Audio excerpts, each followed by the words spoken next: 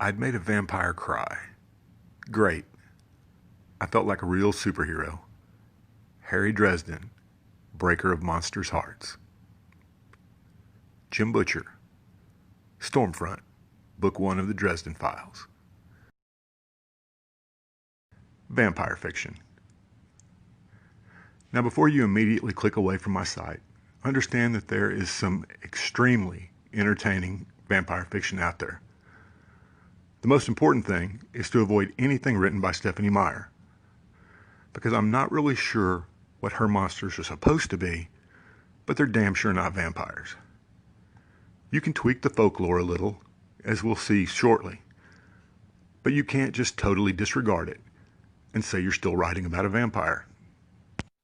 That disclaimer aside, let's talk a little background on the literary vampire, and then make some suggestions for your reading pleasure during the lockdown and beyond. The very best of the vampire subgenre stays pretty close to the traditional folklore. They're undead blood drinkers who can transform into bats, wolves, or mist, and try their best to avoid holy water, garlic, crucifixes, in the West at least, and sunlight. Now, this last one's a development completely attributable to Bram Stoker's seminal novel, Dracula. Before his novel, most of the folklore held that while sunlight would weaken a vampire, it wouldn't kill them. The best methods for ridding yourself of a vampire are a stake through the heart, decapitation, or forcing it to watch the Twilight films. And speaking of films, that is, of course, where most of us have gotten our vampire-related entertainment since the 1920s. From Bela Lugosi's Dracula to Tom Cruise's Lestat to Kate Beckinsale's Celine in Underworld. Kate. We seem to be more accepting of movie vampires than their book version brethren. Let's correct that. Here are a few book recommendations that are either specifically about vampires or have them as a key plot element. Number 1, of course, is Dracula by Bram Stoker.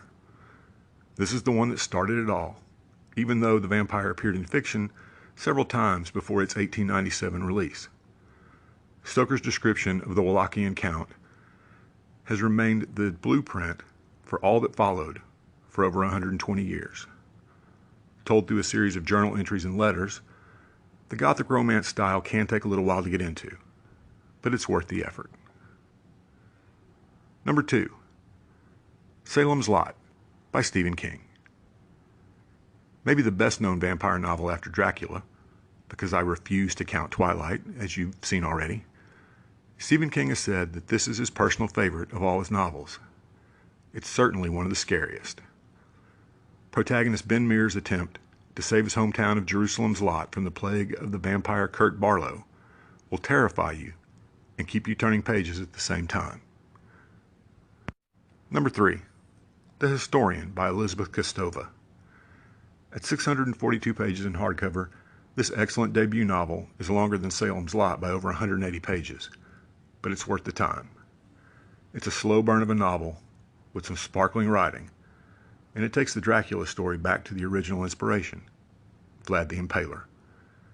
If you like audiobooks, this is one you're going to want to check out in that format, but get the original, not the newer Joanne Whaley Red edition. Number 4, Stormfront by Jim Butcher. The first book in the Dresden Files series isn't about a vampire. It's about Harry Dresden, Wizard Private Eye. But vampires show up in the books, especially in Book 6, Blood Rites, and it's a rollicking good series. Number 5, Dracul by Docker Stoker and J.D. Barker. If you're going to write an origin story prequel about Dracula and include Bram Stoker himself in it, it certainly helps to be Stoker's great-grandnephew. This book was inspired by notes left behind by Bram Stoker, and his descendant adds a fine novel to the vampire canon. Number 6, Anno Dracula by Kim Newman. From prequel, we go to semi-sequel, but so much more. This novel meshes a vampire story with alternative history, having Dracula marry Queen Victoria and another vampire hunting Jack the Ripper. It sounds crazy, but it comes highly recommended from none other than Neil Gaiman. If Neil likes it, it's hard for me to argue. So there are 6 vampire novels for you to check out. There are many more I could have included, from the Sookie Stackhouse books that inspired HBO's True Blood series, to Let the Right One In, to Christopher Moore's hilarious Bite Me, a Love Story. But these are a great place to start. Just don't blame me if you end up scared of things that go bump in the night. Put some Fang in your fiction. We'll see you next time. Keep on reading.